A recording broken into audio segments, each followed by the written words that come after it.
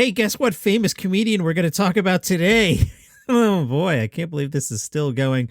But first, some Instagram and some late night on Instagram. Mark Norman says, Squid Game is really lacking in diversity. I appreciate that joke. And that brings us to Jimmy Fallon saying, Shatner's the second old guy this month to risk his life in a tracksuit. Also great. Trevor.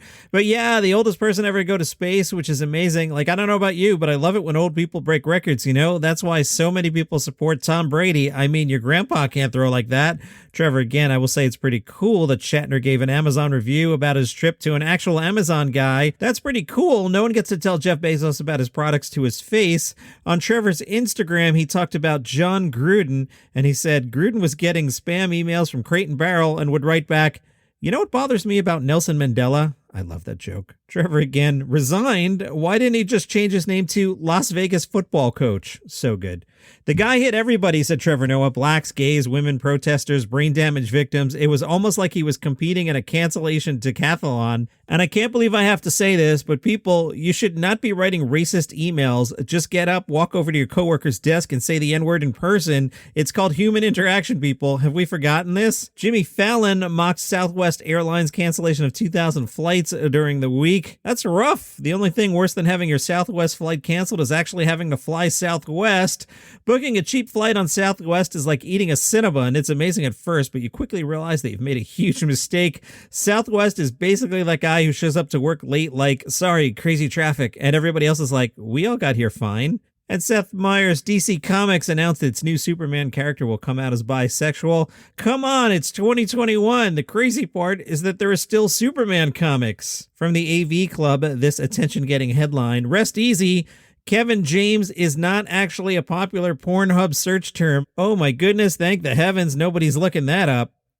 AV Club writes, few online companies are as exuberantly, passionately interested in spreading their data around as Pornhub. Through its surprisingly not NSFW Insights blog, the streaming platform regularly releases charts and graphs demonstrating all sorts of trends in its users, everything from the search terms that trend on U.S. election days to the effects of the Oscars on porn consumption. And if we're being honest, they say this is one of their favorites, a list of the most frequently misspelled porn search terms in the United States. Shout out to everybody in Nevada who are super into MIFLs. The sheer number of Pornhub maps that have been officially distributed over the years means that it's fairly easy for a fake to get into the mix, which is to say, it was because of an apparently fake Pornhub map that's being passed around, spreading the disinformation that people in Florida are constantly searching for pornography based on boats. From the AV Club, Jamie Costa's searing Robin Williams impression is currently one of the top videos on YouTube. This actually made it to me as a civilian. One of my friends just randomly sent it to me, having nothing to do with the podcast. It is called Robin, as in Robin Williams, Robin Test Footage Scene, making a case for a full-on biopic. I will share this on the Facebook group, Facebook Group's Daily Comedy News Podcast, if you want to see it yourself. Or, go on YouTube. You know how to use YouTube. It's called Robin Test Footage Scene. Or as my friend Dan, email it to you. He'll do it.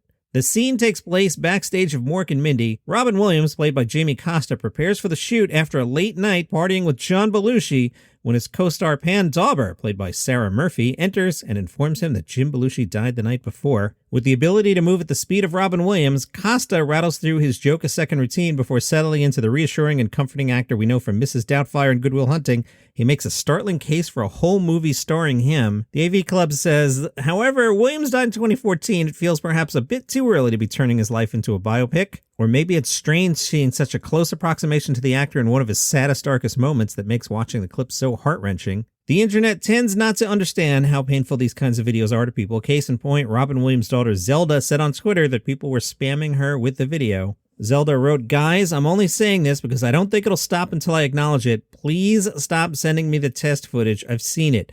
Jamie is super talented. This isn't against him, but y'all spamming me with an impression of my late dad on one of his saddest days is weird. From CoinDesk, your home for comedy news, a company called Jambb, Jambb, that's easy to say, is turning laughs into non-fungible tokens because climate change is solved, so why don't we just do nonsense like this?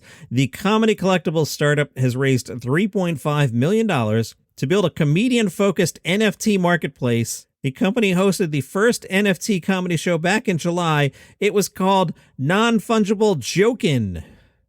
Ugh. It featured content from Pete Holmes, Maria Bamford, Zainab Johnson, and Beth Stelling. Its next headliner, Hannibal Buress. They took his show from last night, at least that was the plan as I recorded this, and it will be turned into various digital collectibles. Please don't buy these. Just whatever money you're going to waste on this, just donate to charity, okay? Apple is expanding its relationship with Jason Segal, Bill Lawrence, and Brett Goldstein. Apple has handed out a straight-to-series order for Shrinking. That's a 10-episode scripted comedy starring Jason Segal. You know him from the original How I Met Your Mother, not these ridiculous spin-off sequel things. Segal will write and executive produce the show alongside Ted Lasso showrunner Bill Lawrence. You know Bill Lawrence from Ted Lasso, Scrubs, and a bunch of other great things. And Emmy winner Brett Goldstein, who's having an it moment. I'm happy for Brett Goldstein. If you're not familiar with how he got the role on Ted Lasso, he was in the writer's room and he thought to himself, I am Roy Kent. And he shot a video and then sent it in to his coworkers. It's like, look, if you think this sucks, I'll move on, but I want you to give me a shot at this. They watched the video and they said, you are Roy Kent. So Brett Goldstein goes from writer to a breakout role to Roy Kent and now is seizing the moment. You have to do that. When the moment is there and people start offering you gigs, you got to say yes. You got to capitalize. So he'll be part of Shrinking. I'm very happy for Brett Goldstein. Shrinking revolves around a grieving therapist played by Jason Segal who begins to break the rules and tell his clients exactly what he thinks. Ignoring his training and ethics, he finds himself making huge changes to people's lives, including his own.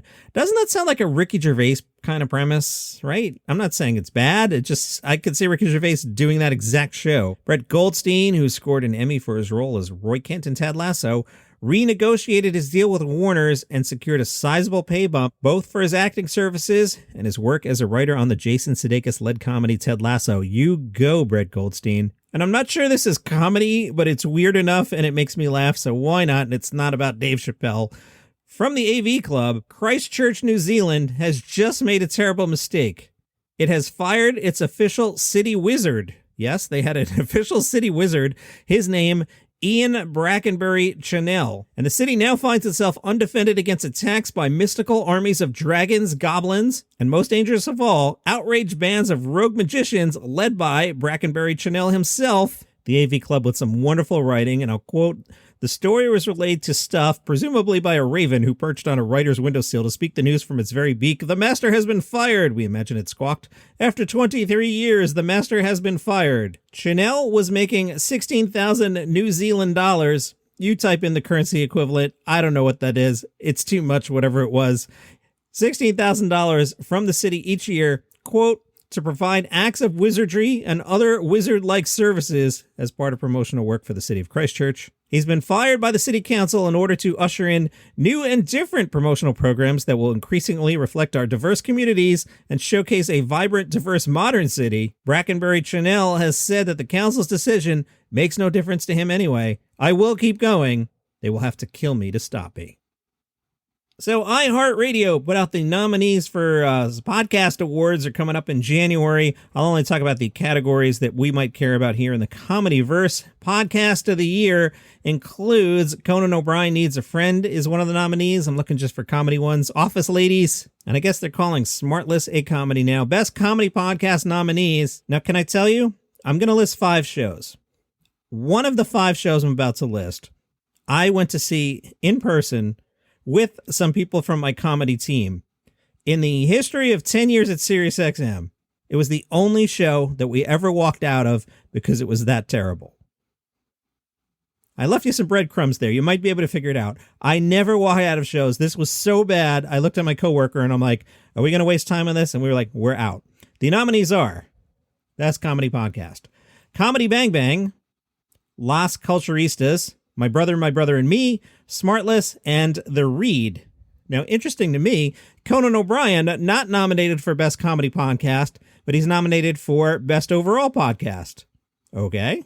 And yeah, we're going to talk Dave Chappelle from The Hollywood Reporter.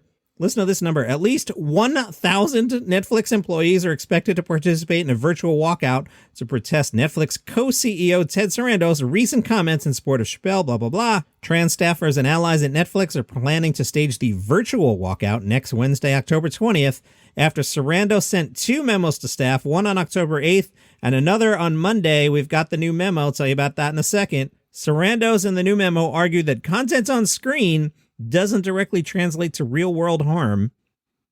The strongest evidence to support this that is violence on screens has grown hugely over the last 30 years, especially with first-party shooter games, and yet violent crime has fallen significantly in many countries. Adults can watch violence, assault and abuse, or even shocking stand-up comedy without it causing them to harm others. During the walkout, participating staffers will not do any work for the streamer and instead will focus on donating to charities, encouraging others to engage in content that does support the trans community. An anonymous staffer said, "The memo was very disrespectful. It did not invite a robust conversation about this hard topic, and that's normally how things go."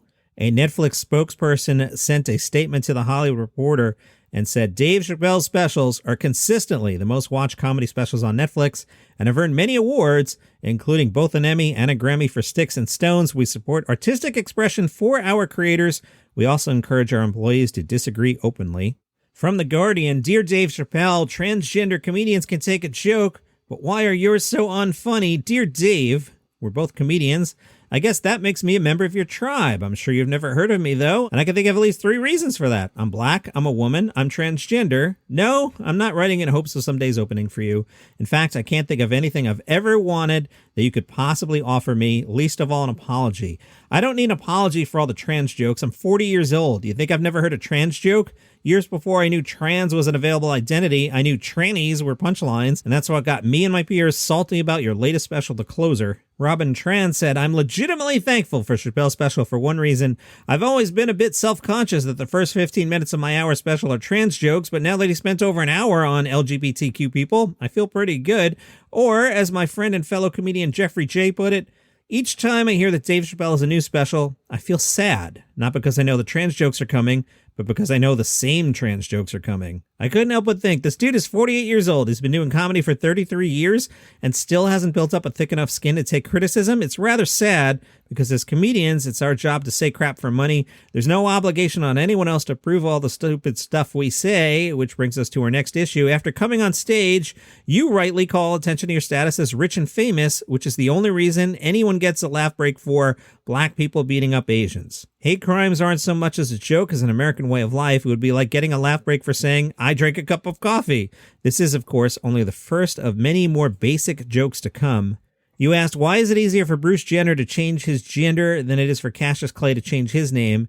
That's because Muhammad Ali changed his name in 1964, whereas Caitlyn Jenner changed her gender in 2015. Other factors in Jenner's favor include living in California and, most importantly, being rich and famous, just like you, Kevin Hart, and DaBaby, who no one references as Jonathan Kirk. You're basically comparing apples and interstellar spacecraft. When it's all said and done, tranny jokes are tranny jokes. We write them all the time. It's only the last 16 minutes of your closer that really ticks me off. In a community with an abnormally high rate of depression and suicide, that's the part that hurt. For you to use Daphne's tragedy as your closing tag is the only thing you've done that's made me angry enough to write a letter. That's a long piece in The Guardian. Dahlia Bell is a comedian and writer. I encourage you to go seek out that letter online. That is your comedy news for today. Normal episodes this weekend. You can follow the podcast on Apple Podcasts, Google Podcasts, Spotify, wherever you get your shows. Instagram is @Daily Comedy News. Facebook group is Daily Comedy News Podcast. See you here tomorrow.